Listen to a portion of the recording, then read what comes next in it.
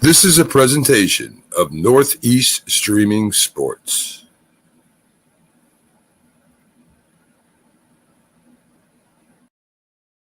Introducing National Streaming Sports, live and on-demand sports talk programming that you can access 24/7. For the premier sports talk experience, tap into our Roku channel. Start your mornings with Mac and Jack covering all the weekend sports action. Then pour a cup and enjoy all the sports you can drink on the Coffee and Sports podcast. At midday, talk sports from east to west on the Coast to Coast podcast. Followed at night by some hot girl talk with Prim and Proper Sports featuring Sonia Pearson. Talk boxing on the Gloved Fist. Yankee fans tune in for Start Spreading the News. And there's more on the College Sports Huddle and Sports Scope with Robert Butler. There are 20 podcasts in all and 70 weekly shows giving us a 3.4-star viewer rating. To find us on Roku TV, search for National Streaming Sports on the Roku search bar. Click on the logo and you're in. National Streaming Sports, live and on-demand sports talk for America. It just might be the greatest sports franchise in the history of sports. A place where legends are made, and there's always something to talk about. Get ready to immerse yourself in pinstripes. Start Spreading the News, hosted by Paul Semendinger and E.J. Fagan, a couple of doctors with a prescription for Yankee fever. And now, here's Dr. Paul Semendinger and Dr. E.J. Fagan. Get ready to start spreading the news. All right, ladies and gentlemen, welcome to the Start Spreading the News Yankee Show. Today is Monday, March the 10th, 2024, and boy, do we have an action-packed 45 minutes to an hour this evening. We're going to talk about hundreds of millions of dollars. We are going to talk about Garrett Cole. We are going to talk about Austin Wells being a leadoff hitter. I have an author who is going to join me who, if we have time, just might be able to tell you a little about his novel, one I am reading right now. Plus, I have a special surprise for that author. But before we get to that, let me just remind everyone that this program is brought to you by Artemisia Publishing. Artemisia Publishing is a traditional publisher located here in New Mexico. Here, I'm not in New Mexico, so I said here a little too soon. It was a preemptive here, located in the United States of America, in New Mexico. So located in New Mexico, here in the United States. I knew I'd get it right eventually. Anyway, Artemisia has a plethora of phenomenal books, some written by some of the most brilliant writers in the history of writing. Or, well, I have a few books that they published, and I have a new Yankee book still being kept a mystery that is ready to go, almost. And it will be on bookshelves in bookstores and available everywhere in February 2026.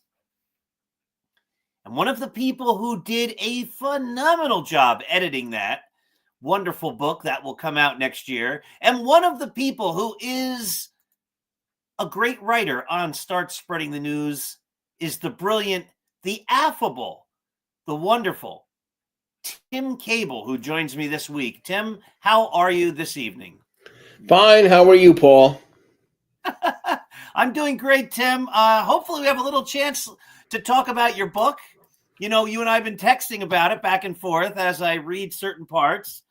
And sometimes I'm very excited about some of the things I'm reading. And as you know, right now, I'm a little disappointed in one of the characters. But that's what happens when you read a book. But before we get to that, I'm doing this without a microphone, a remote microphone again. My Blue Yeti is on its way. I ordered it. It just has not arrived yet. So hopefully next week, if you're having any difficulty, and I'm hearing from our readers and listeners that there hasn't been an audio difficulty, but I'll have even better audio next week.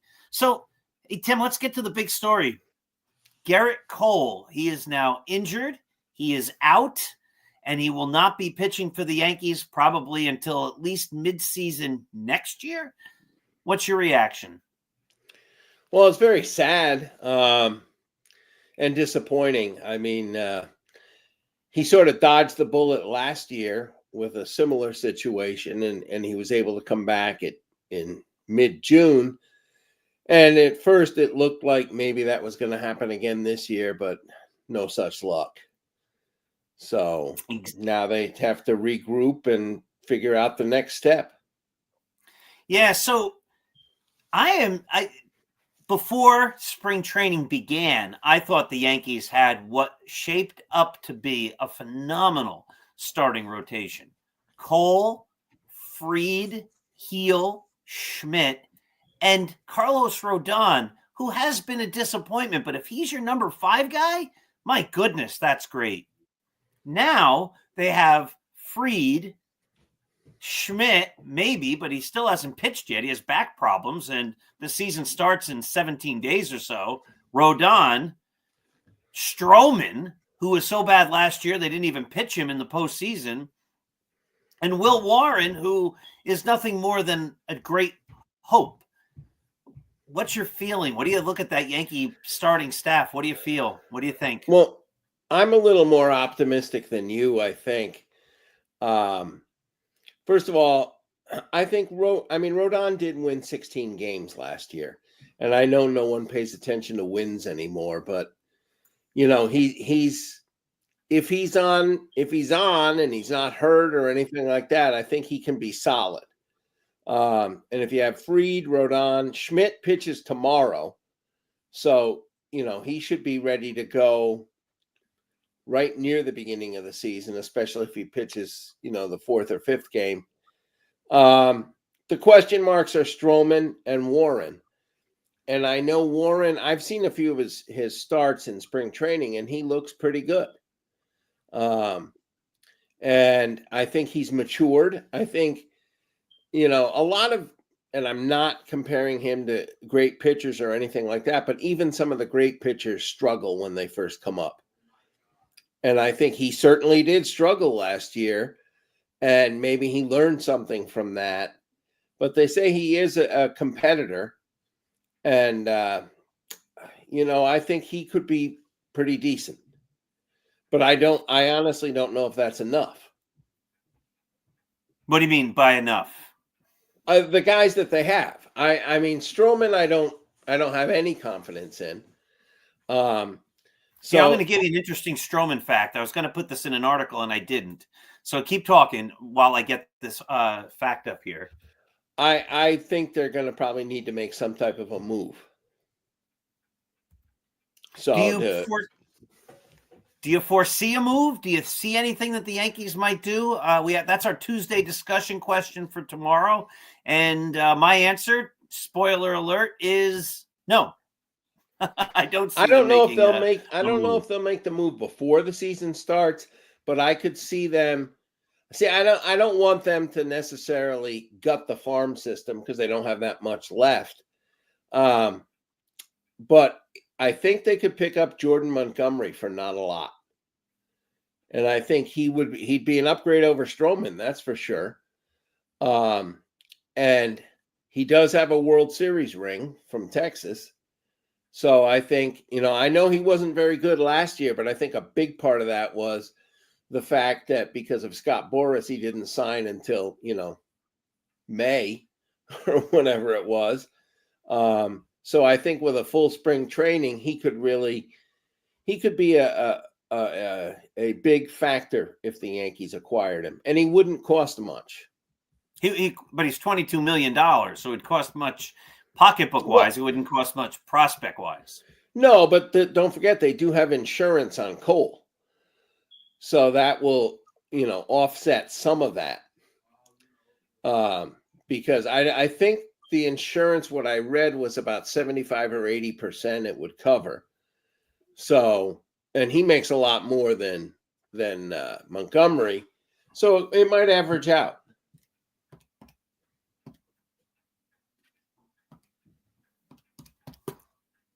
Yeah, it looks like the Yankees will probably get about $29 million back. If you're saying it's 80% is 28.8 of 36. So that's about $29 million the Yankees would get back on Garrett Cole. So that would pay for Montgomery's salary.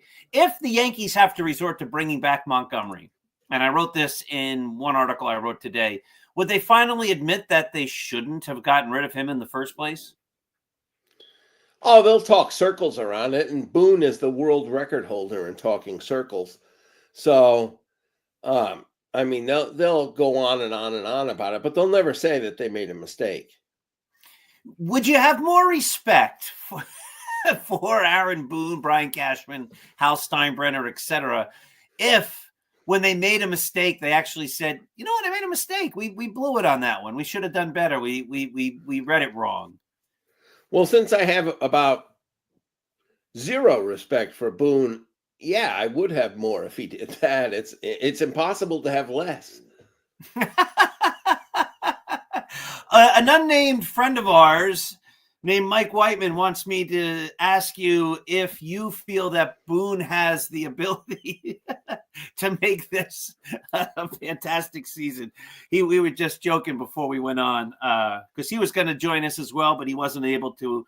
So what do you think about Carlos Cookie Carrasco? Do you think he has a chance to make an impact on this team? I think he could be I think he could be in the bullpen. I think he could be the long guy in the bullpen. And since Boone has a habit of yanking people early, that could be significant. That could be an important role, especially with Schmidt getting a bit of a late start. He might not have the innings up when the season begins, so Carrasco could piggyback on him for a while. I always have hope for the old veteran coming back, but he hasn't been good in years. Here's the stat I was going to give you. Marcus Stroman's ERA plus the last number of years. It's gone down every year. That's the big point. In 2021, it was 133. In 2022, it was 119. In 2023, it was 108. Last year, it was 95. That's a bad trend. That's a trend You're going in the wrong direction, not just for a year or two. That's 3 consecutive years where you've been worse that year than the year before. Exactly. And he's also not – he's very difficult with his teammates. We saw that last year and everywhere he's been. So I don't know what he has. So I have more confidence in Will Warren than I do in Stroman. Yeah, I would agree with that. And Warren has a future. I don't think Stroman does. Our friend Michael says, "What's up, buddy? Go Birds." Now, hey, listen, that's what this is all about. It sounds like he's an Oriole fan. I have a cousin who's an Orioles fan. And to be honest with you, I've never really hated the Orioles. And I've always loved their not the ornithologically correct logo hat, but the little cartoony bird. I've always liked that bird. So that's a nice one. Yeah, I've never had a problem with the Orioles, and I some fans sometimes go in the comments, and their comments don't get up where they're like, "Yankees stink." Well, they don't stink. Tell me I don't like the Yankees, sure. You could say my team's better than your team. I like my team more. You could say that, but like when you just make these Yankee fans used to do it too. Red Sox stink. I wouldn't say the other word. And meanwhile, they were like battling for the pennant, and then the Red Sox win the World Series. Next year, your fans are going, "Red Sox stink." Well, no, they don't. They really don't. They were just the world champions. All right. So you know what? I hate keeping surprises for too long here. I'm going to read you a passage from a book. It is not your book. So this is not your book. This is a different book. I'm going to read you. I'm just going to start reading from the top of the page. And when you know the title, if by some chance you could know the title of this book or this story, as soon as you figure it out, you call it out. How's that sound? Fine. All right. I mean, the history of literature is long. Right. Like, I mean, this could be something I might get to page 703 and you still might not know. You're willing to take that challenge. Yeah, I've read a book or two. You've read it, but you don't know which book I have. No, that's true. Will you be upset if you don't figure out the book that I'm reading? No, I mean, I'll live. I mean, is this going to All be right. like when Yogi Berra was roommates with Bobby Brown, and Bobby Brown was reading his medical journal, and Yogi Berra was reading his comic book, and he looked over to Bobby Brown and said, "How does your book come out?" Mm-hmm. Yeah, they finished at the exact same time. I think this is a little bit in between the two. Okay. It begins like this. Mr. Martin bought the pack of Camels on Monday night in the most crowded cigar store on Broadway. It was James theater Thurber. time. And the name The of the book catbird seat. The catbird seat. So you and I, we got together a couple weeks ago, and we found out we both had an affinity for James Thurber. Oh, yeah. And I mentioned that if I found a copy of one of his books, I'd get one for you. Oh, thank you. So this one's dated 1945. This is a good one. And it's got passages from so many of his books. Stories not collected before in book form, From My World and Welcome to It, From Let Your Mind Alone, From The Middle-Aged Man on the Flying Trapeze, From My Life in Hard Times, From Fables 4-Hour Time and Famous Poems Illustrated, From The Owl in the Attic, From The Seal in the Bedroom. It is like, and more, it is like the James Thurber greatest hits. So the next time I'm in Connecticut and I'm on that highway, I will get off of that highway and I will make a little detour and I will stop by the palatial cable estate and I'll drop that book off for you. Well, I appreciate that. and Clancy will greet you once again. Yeah, Clancy was a very, very, very kind cat. She did not attack me with those giant paws or anything like that. So, well, he's a he, but yeah. All right, so he did not attack me with those giant paws or anything like that. All right, so we talked about coal. I have an article coming tomorrow at 2:00. It's one of my perspectives articles. I saw something on Twitter. It's been repeated in a number of different places. So I have, and it was actually printed in New York Newsday, though you cannot access the articles on New York Newsday because you have to pay to read that online. Of course, if you go to Start Spreading the News, our articles are all free and they've always been free and they will always continue to be free. So we're the better place to go. But anyway, I don't know if you've seen this. The Yankees announced how much money they made on ticket sales and sales of suites in 2024. Did you see this number? No, I did not. All right, Tim. Here's the number. $411 million. Wow. Is what they're reporting. Now, if I know anything about businesses, they find ways to not report, or you take a loss, or you can deduct things and all that kind of stuff. I don't know. I have no idea how they do their books. I don't know anything about it. I get my taxes done by somebody who knows what they're doing. But anyway, 411 million is what they're reporting. That's in ticket sales and suite sales alone. That doesn't count the little patch on the sleeve. That doesn't count all the ads in the outfield. That doesn't count radio time. That doesn't count merchandise, hot dogs, beer, soda, chicken buckets. That doesn't count the Yes Network or anything MLB gives for their rights or ESPN or any of that. That's a lot of money. Oh, yeah. That's $100 million profit without taking in any of the other things. Correct. So if they signed Juan Soto to $70 million, they'd still have a $30 million profit before they. Well, I read somewhere last week that Soto admitted that the Mets would have been his first choice anyway. I heard somewhere last week that he said the Mets didn't make the biggest offer. Did you see that? Yeah. Same article, right. So he was going to go to the Mets. And I don't have a problem with that. I have a problem with the Yankees then saying we can't afford, I don't know, Bryce Harper and Giancarlo Stanton at the same time, or we couldn't get Corbin Burns last year. He's just much too expensive, or Blake Snell, or whomever the other guys they need in order to put the best team out there. They're turning $100 million profit in 1 year on ticket sales alone, just people going into the stadium. They crank out money. They just make it themselves. Oh, yeah. And then they tell us to be worried about their payroll. Yeah, that's well, it wasn't that way under George, but it is that way under Hal. And for me, and obviously I've talked about this a lot, but it's frustrating. I want my team. I don't care if they don't win, because teams don't always win. If I sense they're doing their best and they're really trying, and I just don't ever get that sense. I get the sense that they're kind of trying. They're sort of trying. They're putting on a good front to try, but they're not really trying. What I like to say is Hal has embraced the theory of good enough is good enough. Mm-hmm.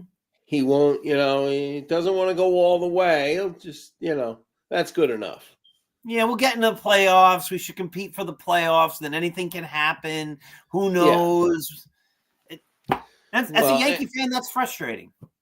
Anything can happen unless you have Aaron Boone in the dugout. Then it's never going to happen. That is never. Well, things can happen, but doesn't mean good things. No, they're never going to win the world. There's a better chance of me being named Pope than there is of the Yankees winning a World Series under Boone. All right, I'm going to have to take some issue with that one. I think there's a better chance for Boone than you being named Pope. It might be close.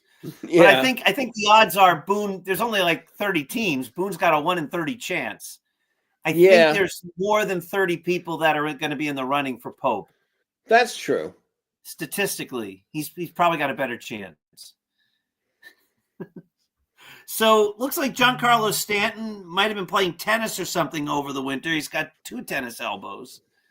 And the talk is that he may also undergo the knife and not be available all season. I don't know if that's a big loss, to be honest, because I really don't know what he's would have produced anyway, but it's another big hole in the lineup.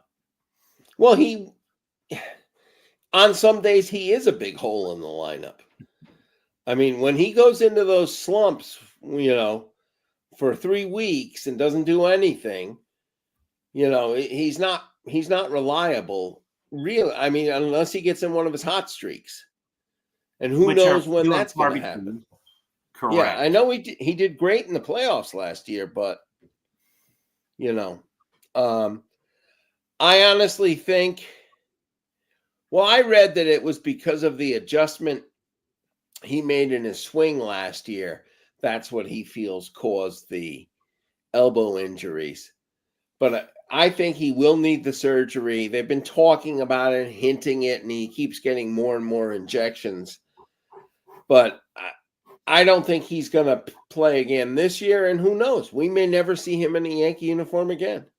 I think that's very, very possible. And so in my article tomorrow, that comes at 2:00 on Start Spreading the News, I make the point that the window for the great Yankees from, the 2017, 2018, 2019, 2020 iteration, it's really over for that group. Don't you think? Like, Cole is now injured. He's going to be gone for a year and a half. By the time he gets back, Aaron Judge will be, 35, late 34 or whatever. They're the only ones left. And he'll be gone. Stanton could be gone. Well, Stanton should be. I'm pretty sure he'll be gone, or he'll be greatly diminished. Because the thing of it is, if they have somebody else this year, whether it's Pereira or Ben Rice, step up and do a really good job at DH, they won't need Stanton next year. And Agreed. And I think they'd be going backwards by bringing him in. Oh, correct. If either of those guys, or even together, if they combine to have a great year, then no reason to have Stanton. So I think you're going to see, I think this year, I still have confidence based on how the starting pitching goes. And if they get somebody else who can help, I have a fair amount of confidence in this team, because I think you're seeing the transformation with some of the younger guys. I think Austin Wells is going to have a very good year. I think Volpe will continue to progress. I have confidence in Dominguez. So I think with those guys, and I also like Bellinger, and I think Goldschmidt could have a good year. So I think they can, and Goldschmidt's not a long-term answer. Let's not. Yeah, just 1 year. I think I think that was a great deal. And I think they could have a pretty good team. Yeah, my enthusiasm has been tempered a lot with Heel and Cole being injured, and the fact that they're counting on Oswald Peraza, who will probably play fine defense, to hit in the major leagues. I just think at this point they're hoping that Dominguez can hit in the major leagues, that Wells can hit consistently in the major leagues, that Ben Rice and or Everson Pereira can play DH and hit in the major leagues, that Anthony Volpe is going to hit finally in the major leagues, and that Oswald Peraza is going to hit. That's a lot of things that have to go right, or you've got a very weak lineup, no? Yeah, but I think they're all within the realm of possibility. I mean, Dominguez, people said, oh, he didn't really do that well last year. He played, 10 games or 18 games or something like that? That's not a big... I agree, but those same people are the same ones that said he proved himself as a major leaguer in 2023 when he played like 8 games. Right. I don't think he's proven himself or disproven himself. I agree. But I think 100%. In the minor leagues he has shown there's a reason why he's the number one prospect and he's very highly ranked throughout all of baseball. I mean, if the Yankees said, okay, he's no good and stuck him out on the curb, everybody would grab him. I agree, because no doubt. I think he's going to be great. It might take a little time.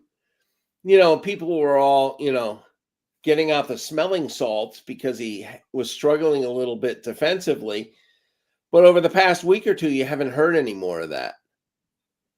He's actually made some good plays that I've seen and have been reported. So,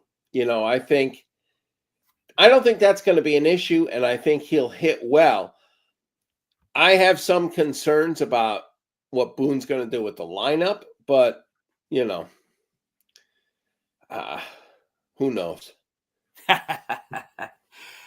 Is Giancarlo Stanton, if he doesn't ever play again, a Hall of Famer? No. I agree. Is Giancarlo Stanton... It's kind of like, was Dave Kingman a Hall of Famer? No. I agree. Dave Kingman, I think you and I are roughly the same age. Do you remember when Dave Kingman was a Yankee for like 45 seconds? Yeah. Yeah.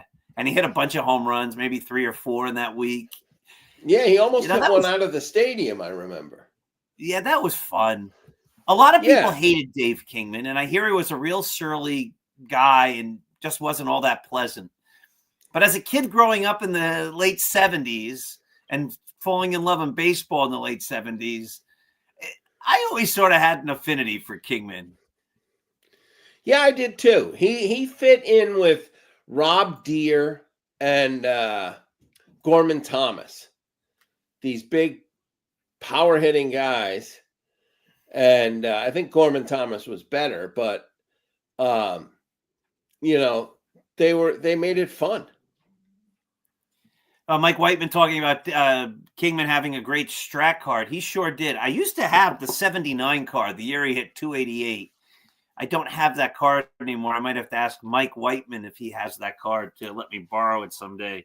But yes, Kingman was just a fun guy, though he wasn't nice to me when I was 13 years old. He blew me off. He made me a promise and then he didn't fulfill it. I was in San Diego. We actually took a trip. My parents were teachers and we drove out west. I was just a new teenager, 12 or 13. I think it turned 13 years old on that trip. So who cared only about baseball? So my parents, in order to make the trip interesting for me, as we stopped at every canyon possible and a bunch of historic sites, which I was too young to appreciate as much as I should have, we had a chance to go to a couple different baseball stadiums. So we went to see the Kansas City Royals play. The Blue Jays played them. We took a tour of Kaufman Stadium, and we got to San Diego. We went to a ball game, and the Padres were playing the Mets. And back then, you could walk right down to the field. And this is like 1982. And so I was standing right next to the field as the Mets were warming up on the Mets side. And Barry Bonnell, as I recall, and Charlie Puello, and Mookie Wilson, and maybe one other guy. I just had a little pad. They gave me their autographs. Hi, can I have your autograph? Sure, kid. And Dave Kingman was there. And I said, Mr. Kingman, can I have your autograph? He goes, I'll be right back. He went into the dugout, and I guess into the clubhouse. And I stood there for a while saying, well, Dave Kingman said he would come back. He never came back. Oh. But I still had a soft spot in my heart for Dave Kingman. So is Giancarlo Stanton the greatest long-term Yankee acquisition disappointment? Or is there somebody who was that we had bigger hopes for? Carl Pavano. Right, but Pavano didn't stick around. So yeah, I agree. Ed Whitson, Rick Rhoden. Well, Rhoden was a trade, I think. Yeah, he was. But so was Stanton was too. Yeah. Let's see. Pavano, I think, was a major disappointment. Remember when they signed Steve Kemp? And I thought that was going to be great. That's like 83. Steve Kemp, Don Baylor. And he got hurt. Kemp went out for a fly ball, and he ran into somebody, Willie Randolph maybe, because he had cotton in his ears or something. Yeah, and then there was a ball that hit him in the face, too. And that was about the end of it. Yeah, I had hopes for Steve Kemp. I liked him, too. I thought that was a good acquisition. Good name. And even though it was only 1 year, I thought Jack Clark was a really good acquisition for the Yankees, but it turned out not to. Apparently, he didn't get along with Piniella. Oh, I never heard that. Interesting. Yeah, I read that somewhere. He didn't get along with Piniella. I thought getting Jack Clark was brilliant. I thought that was a great move. So, yeah. I had high hopes for Jack Clark, and he was only there for that 1 year, which was a disappointment. All right, and quick little. The other thing is with Stanton, if the Yankees had won the World Series last year, Stanton would, he'd be immortal for the Yankee fans because, he did so well. Yeah. But they didn't. No, I know. It's just like if they had won the 2001 World Series, Alfonso Soriano would have been a huge, huge Yankee hero. All right, so let's play the game here. Alfonso Soriano hits that big home run. They win the game. The Yankees then go on to win the World Series. Does Alfonso Soriano have so much gravitas, so much cachet, so much true Yankee hero and all that as part of his persona? If they win that World Series, do the Yankees then trade him for A-Rod? No, I don't think so. I don't think they would have, and I wish they hadn't in the first place because I always liked Soriano. I thought he was really a good player. I don't think they would have. I don't know if they would have traded somebody else or done something else, but I think Soriano would have finished his career. Well, he did finish his career as a Yankee, but I think he would have stayed with them. Yeah, he went to the Rangers, then I guess to the Cubs.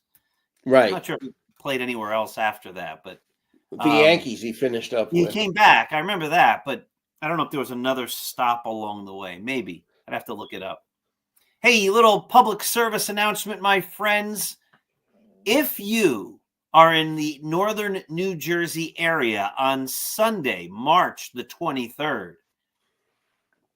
and if you are not at the Yogi Berra Museum, what are you doing?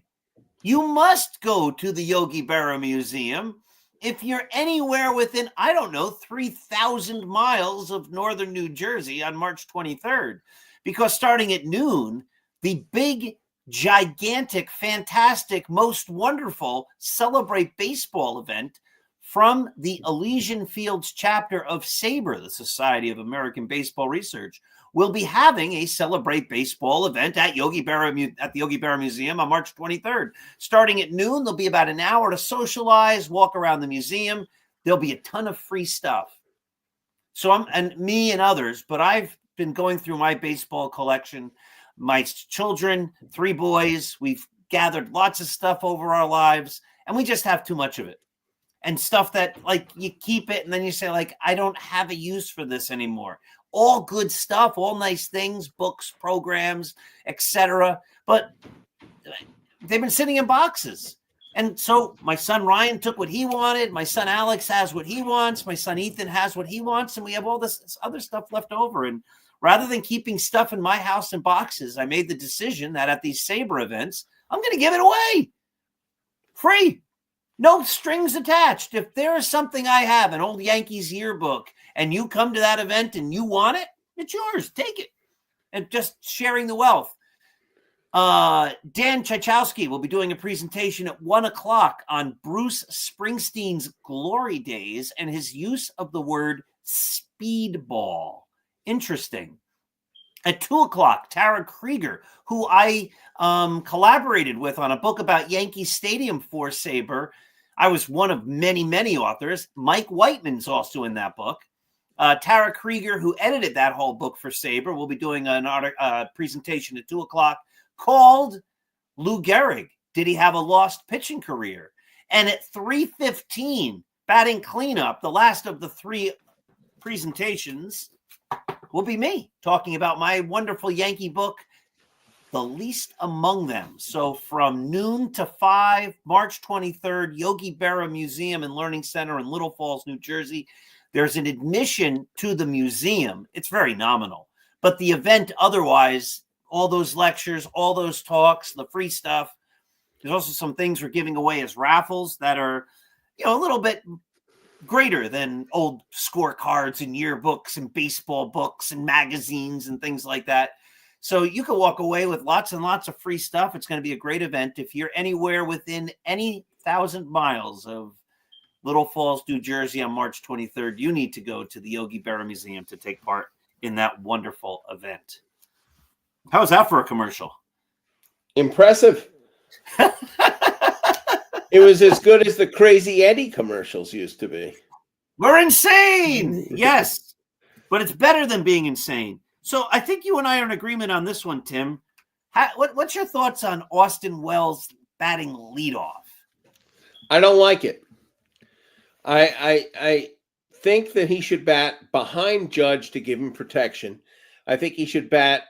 I mean, he's not a bad base runner for a catcher. I mean, for a catcher. And he actually had, I think, one of his last years in the minors, he had 16 out of 16 stolen bases. So I think he's not going to clog up the base paths, but I think he would be much better served. The Yankees would do much better if he were batting lower in the order. Behind Judge is where I would put him in some semblance. I'm just making a lineup here. Actually, not a lineup. I'm putting the guys who are playing the positions just so I don't get anybody, I miss anybody. Let's see how you and I would develop the Yankee lineup. I think they're at this moment, I bet you our lineups would be pretty even, pretty much the same.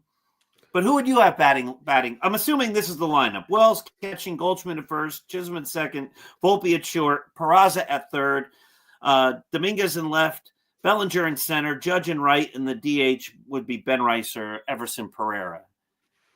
Is that pretty much? Yeah, I would agree with that. Yeah. All right. So of that group of 9, who's your leadoff hitter? Well, 2 things. One, I found it odd, but typical, that Boone made a big speech at the beginning of the year how Dominguez was going to get a real shot to bat leadoff, and he's done it once. Whether you're going to do it or not, don't say, I'm going to give him a real shot, and then don't do it. I don't know that I would have him bat leadoff at this point. I would probably go with Chisholm. That's what I would do too. I don't love Chisholm because he doesn't walk a lot. I don't love him as a leadoff hitter, but my pen's exploding. That's a bad thing. So now I have ink all over me and on my table, which is annoying. So hold on, I'll get a pencil. All right, so I agree. He's not by far. He's not the prototypical leadoff hitter, but I like him much better at leadoff than Austin Wells. So, batting second for you. This is where I might surprise you. I would put Dominguez second. Really? That's interesting. So your lineup has Dominguez 2. We have a lefty leading off in Jazz Chisholm. I like having my best hitter hitting third, which would be Aaron Judge. But I can understand batting him second because of the fact that get more at bats or whatever. So I'm going lefty righty. So I'm going to go Judge 2. Who do you like third? You're going to say Judge. Judge. Okay. I'm going to put Bellinger third. Fourth, I would go Wells. Okay, so you're going Wells. So you're going lefty, switch hitter, righty, lefty. Okay, so I'm going lefty, righty, lefty, righty. So I'm putting Goldie in the 4 spot. Your 5 hitter is Goldschmidt. Goldie. All right, so it's still keeping it back and forth. And mine, it keeps the back and forth going as well because now I'm going with Wells. Wonder if ever the twain shall meet. Number 6 for you would be? Bellinger. Wow, you got Bellinger all the way down there. That's interesting. Okay, my 6 would then, I'm looking at who do I have left? My DHs. And then I guess my 6 would have to be Dominguez. And then 7th? Let me think who I'm leaving out. Volpe, Peraza, or Rice, and or Pereira and Rice and Peraza. I would go Volpe 7. Me too. We're in agreement. 8 would be the DH, either Rice or Pereira, depending on who's pitching. I agree. And then batting ninth is Peraza. Right. All right. So actually our lineups are very similar. We are bunching those same 5 guys. We're just sort of bunching them in a different order. All right. Pretty good stuff. And definitely not with Wells hitting leadoff. So, ladies and gentlemen, this is like a "this is your life" type of thing where the candidate is surprised at. But I just told I previewed it. I'm looking at all this ink all over me.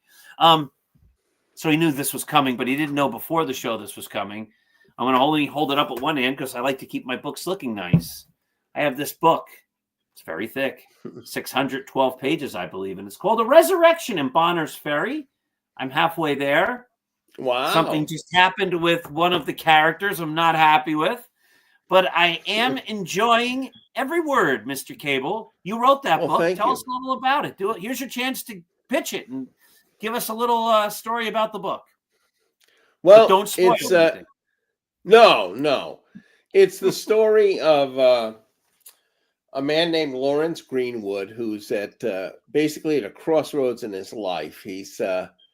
His marriage is crumbling, and his professional life has reached the end. Basically, he's a federal parole officer, and even though he's 50, he's put in enough time where his career's coming to an end. And the one thing that he really has going well in his life is his relationship with his children. And he has 3 children, and he has a very solid relationship with all of them. And the middle child, his son, the other 2 are daughters, is Nathan, and he is a phenomenal baseball pitcher who is making his major league debut as we, open the story with the fictional Kentucky Colonels baseball team. Now, the Kentucky Colonels, I love that team. I love that name of a team. But the character of Nathan Did you just make him up out of whole cloth and imagine the statistics, or was this a character that has some reality based upon maybe another pitcher who was a young pitcher made his debut on a team in the South? Well, yeah, I didn't want it to be so absurd that it was unbelievable. So I based some of his statistics on what David Clyde did, who pitched for the Texas Rangers. And also there were some other, what was the fella who pitched for the Cubs? Kerry Wood. Kerry Wood, yeah. Some of the statistics of Nathan were similar to those guys. And again, we don't want to do any spoiler alerts or anything like that, but obviously something happens, and then the main character, Lawrence, finds himself in a place called Bonners Ferry, Idaho. Yes, that's a real place. And I picked that because it was sort of what I had in mind, was basically Lawrence winds up relocating and rebuilding and starting over basically his life on a lot of levels in Bonners Ferry, Idaho. And it's a whole different transformation. And I think what I tried to do was create a lot of interesting characters throughout the book, in addition to Lawrence. Whether it's his wife at the beginning, Nilda de la Huerta, or some of the other people he meets out in Idaho. The book is built with Lawrence as the center, the foundation, but the supporting characters, I think, are important to it. He meets a guy who thinks he's a Native American, Soaring Eagle. No, Soaring Hawk. Soaring Hawk. Roasted Chicken? Well, yeah, they changed his name to Roasted Chicken. And yes, he does believe he is totally, Martin Tuttle is his name, and he has totally immersed himself in Native American culture, or his perception of Native American culture. And he thinks that, that's what he is. And he's a very interesting character. And I based him on someone I actually know who's, thinks the same way. So where can someone get a copy of A Resurrection in Bonners Ferry? Well, it's available on Amazon, Barnes and Noble, the online. They actually carried it in a bookstore in Bonners Ferry. Oh, nice. Yeah, I called them up and they said they would be happy to do it. And it's gotten several very good reviews. It was selected on one of the top 10 books on a list on Amazon in not this past Christmas, but the year before.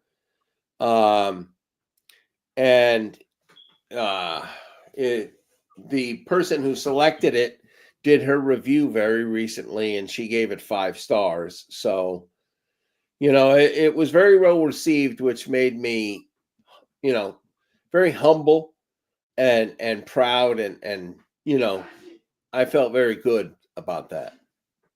And you have a couple more books in the pipeline, yes? Yeah, I have one that's coming out in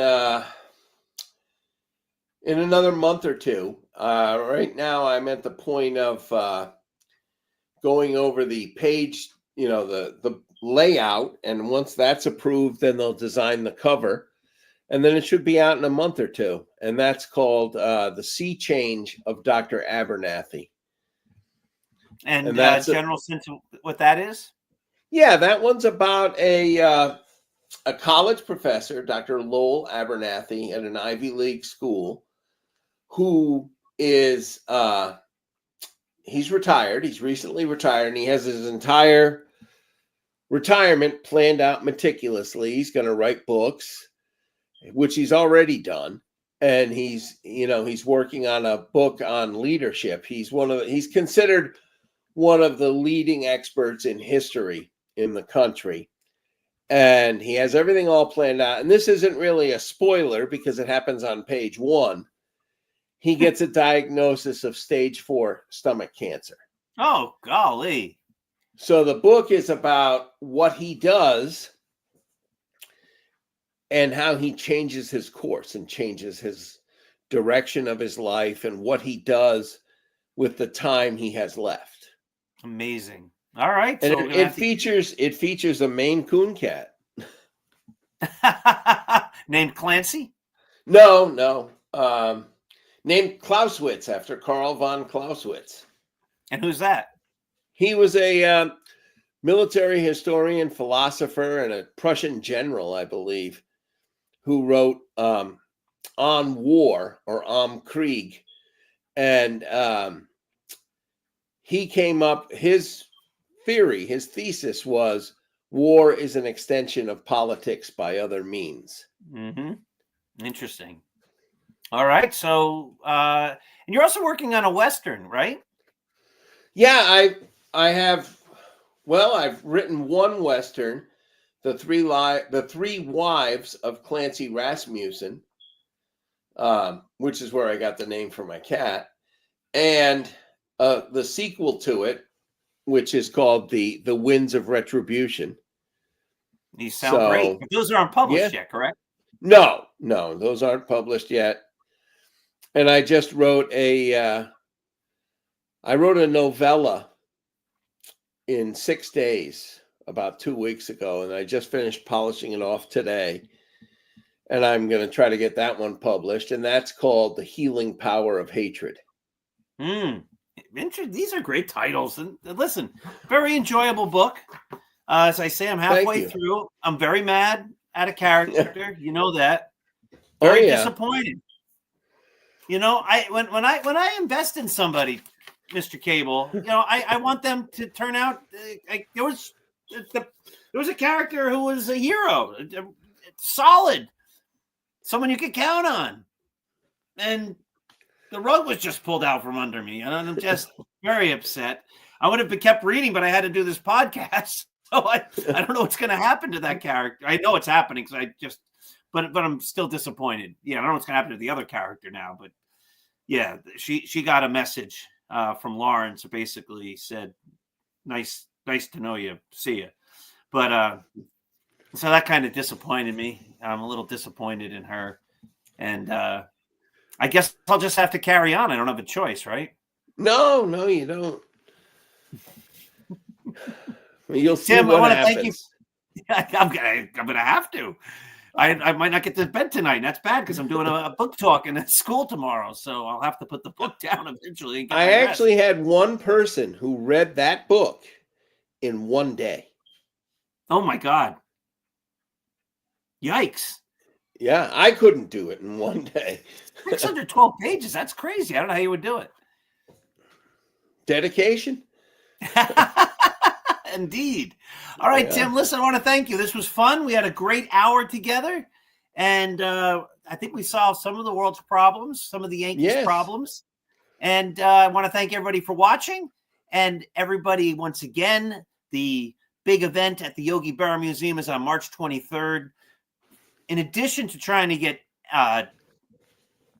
Tim's wonderful books, go to apbooks.net and get all those other great books at Artemisia Publishing. Spend your money on books. It's the best way to go. Everybody have yourselves a great night. I'll see you again on the Dr. Sim Show, which airs right here every Saturday morning at 7 a.m. Have a great night, everybody. Introducing National Streaming Sports, live and on-demand sports talk programming that you can access 24/7. For the premier sports talk experience, tap into our Roku channel. Start your mornings with Mac and Jack covering all the weekend sports action. Then pour a cup and enjoy all the sports you can drink on the Coffee and Sports Podcast. At midday, talk sports from east to west on the Coast to Coast Podcast. Followed at night by some hot girl talk with prim and proper sports featuring Sonia Pearson. Talk boxing on the Gloved Fist. Yankee fans tune in for Start Spreading the News. And there's more on the College Sports Huddle and Sports Scope with Robert Butler. There are 20 podcasts in all and 70 weekly shows giving us a 3.4-star viewer rating. To find us on Roku TV, search for National Streaming Sports on the Roku search bar. Click on the logo and you're in. National Streaming Sports, live and on demand sports talk for America.